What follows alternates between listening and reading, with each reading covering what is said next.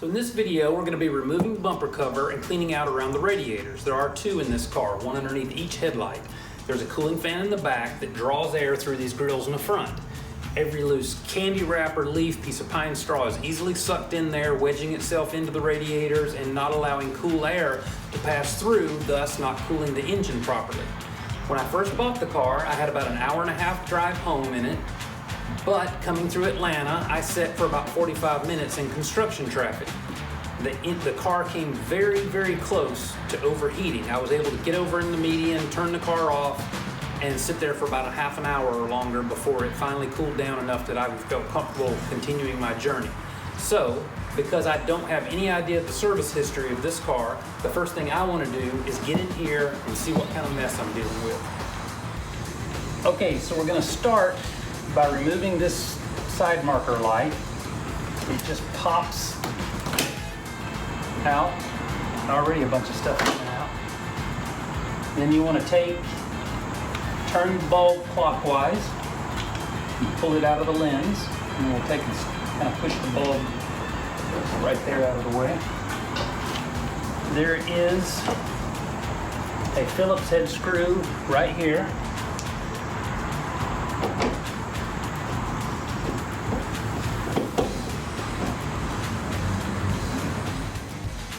I've got the tire turned out of the way because in the wheel well there are two plastic clips, one here and one here.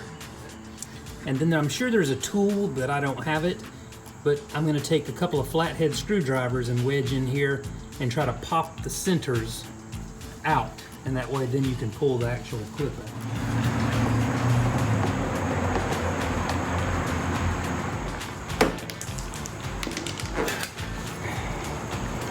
Looks like this with the top popped out. So that part goes in the body, and then you push this down for it to hold. You have to pull this out in order to release it. So once those are out and you've got that screw gone, you can pull the bumper out a little and pull this wheel well liner out of your way. Because there's a vertical screw, this is the clip that it screws into, but you have to come up in here with a Phillips head.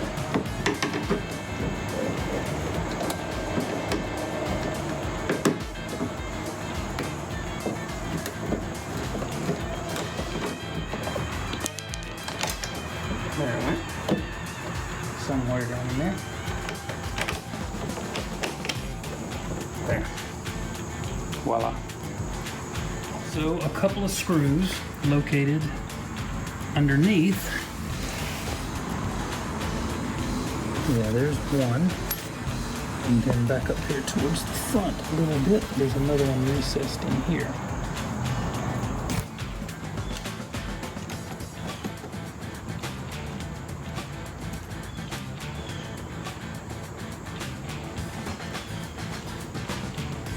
Okay, so there's a total of 7 Phillips head screws underneath the bumper. 3 in the middle, 2 on either side. They're fairly easy to find, but because the car is so low to the ground, you'll probably need a stubby Phillips head screwdriver in order to get them out. Next, we'll pop the hood.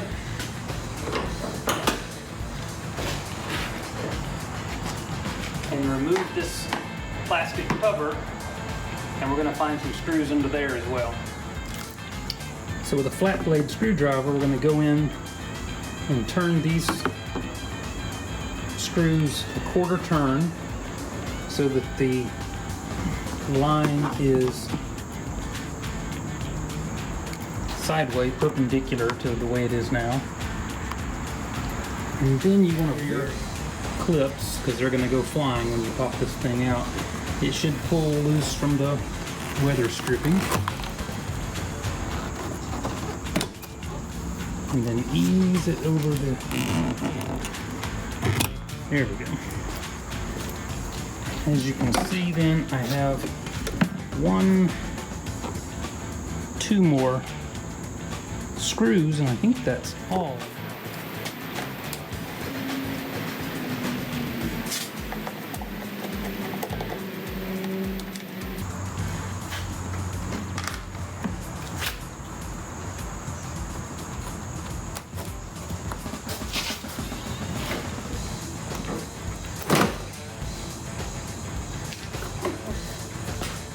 Jerry.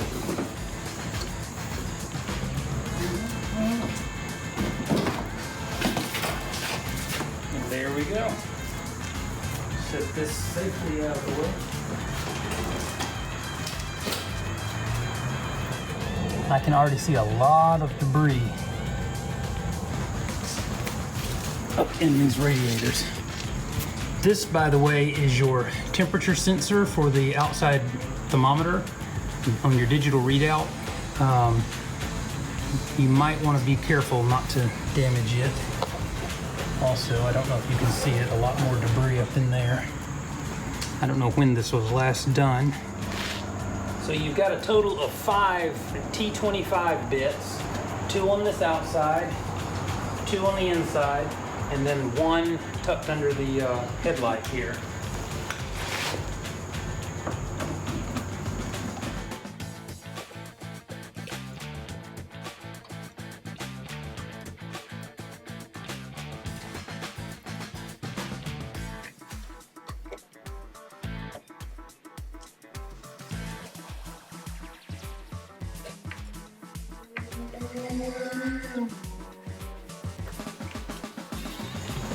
All right, here's the moment of truth.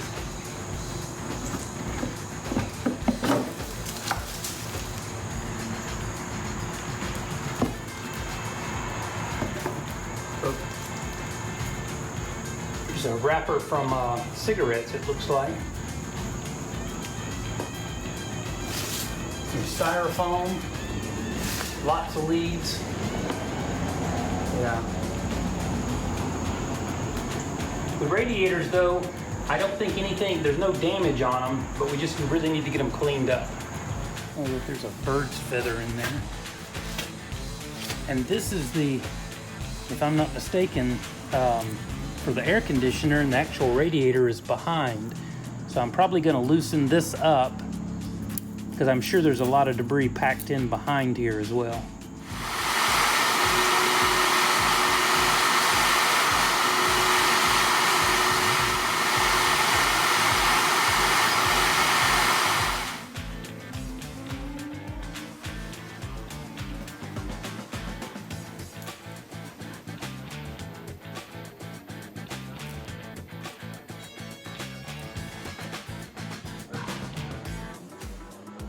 Oh yeah.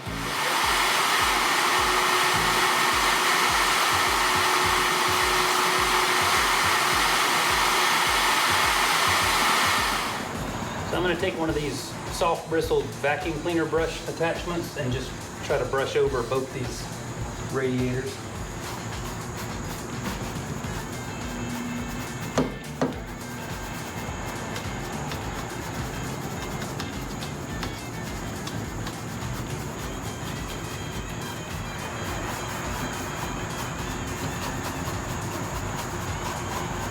I think if you had an air compressor, compressed air would be the way to go.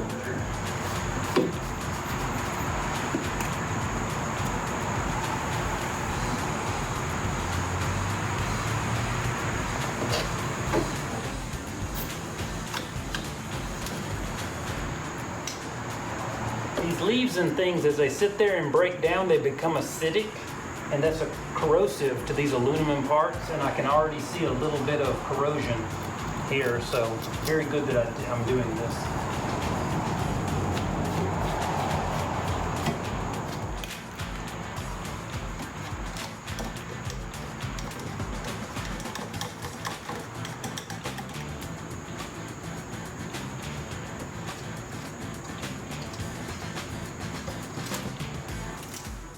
So I've actually switched the shop vac around to make it blow after I cleaned it out.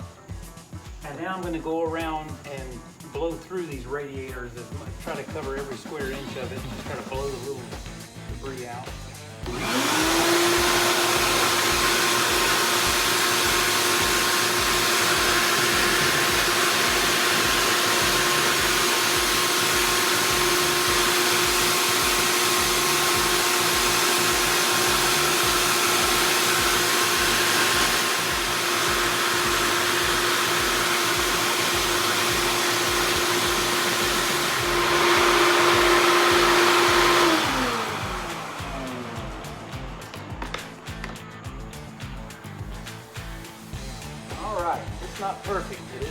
Nice, that should really make a difference.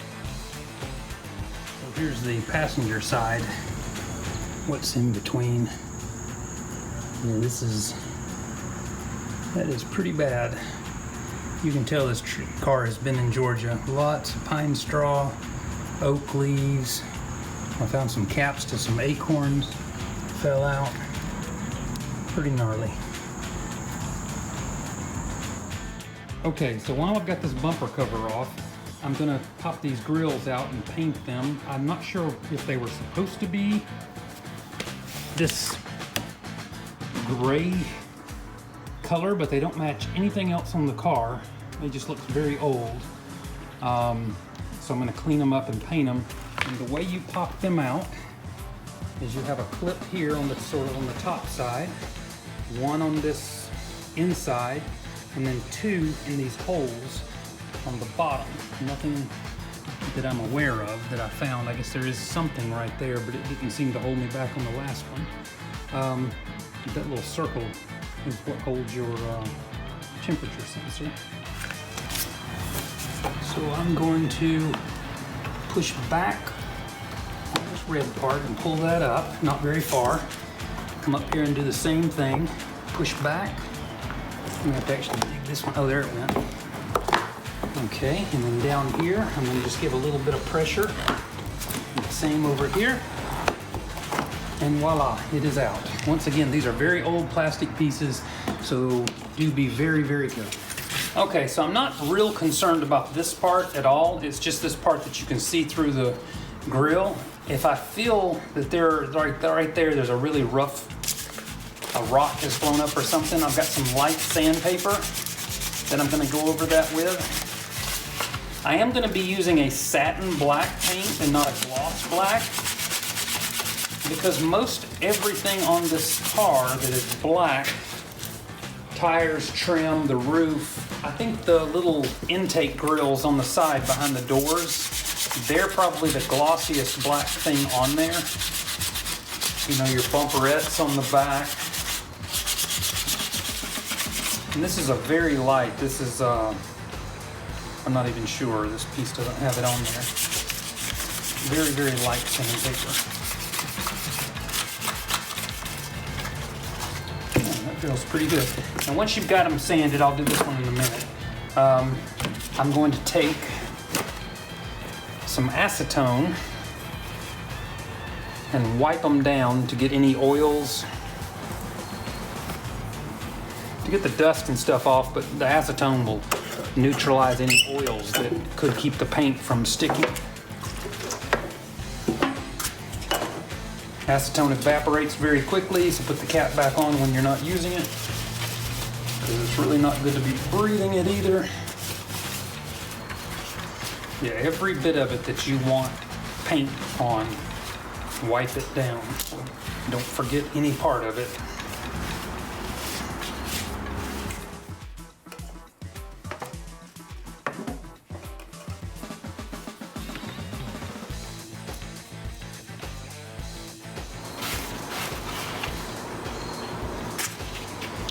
That should do it. Okay, so I'm gonna give them a first coat. I came outside, I'm in the sunshine, I want these things to dry kind of quickly. Do a little bit on the back side first.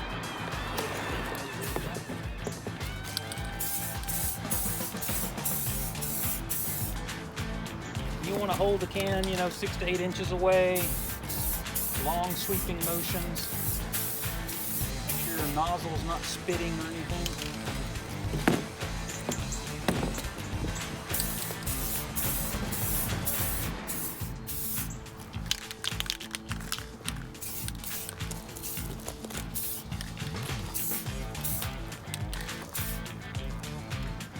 All right, we'll let that sit for a few minutes and then apply a second coat. Okay, so while I was in the painting mood, I took out some of the lug nuts that looked really rough and I sanded them down, and I had some satin nickel paint and have painted them over. I took just took a box and cut an X in there and shoved the lugs in to hold them up while I painted. and I think they're going to look pretty good. Hopefully they'll dry here in the sun pretty quick, and I can get a few more, put them back in and take out the other lug nuts and get them painted. Okay, it's been a couple of minutes. This is a fast drying paint. I'll try to get a second coat on here.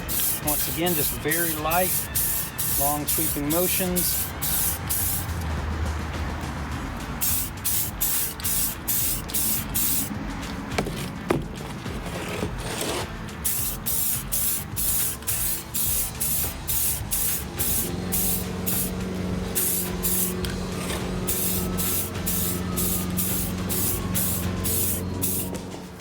Okay, so to get this back in, the best way I have found is this large tab here on this side. We're going to start with it, and then we're going to try to line the two edges up. There's a large tab here as well, and then there's two tabs inside the black part that have to go down. There.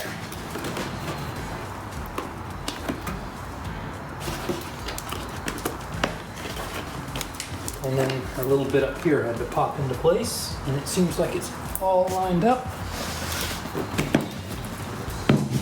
Yeah, that's going to look much better. It's not the best paint job. It's definitely better than what it was. Okay, I cleaned up the passenger side radiators, reinstalled the shrouds and the bumper cover, and here's the freshly painted grills now. I think it kind of modernizes the car just a little bit. Yeah, I like it. I like it better than the funky gray original that didn't go with anything else on the car. All right. Okay, so it's about a month and a half later, and I actually have an air compressor now, and I'm decided to revisit these radiators. And I don't know if you can see, I've got it set at about 90 psi, and I am blowing so much stuff out of these two radiators that the vacuum cleaner and the brush didn't even touch. I mean, if you don't have an air compressor, I would say still give that a shot. But yeah, this is just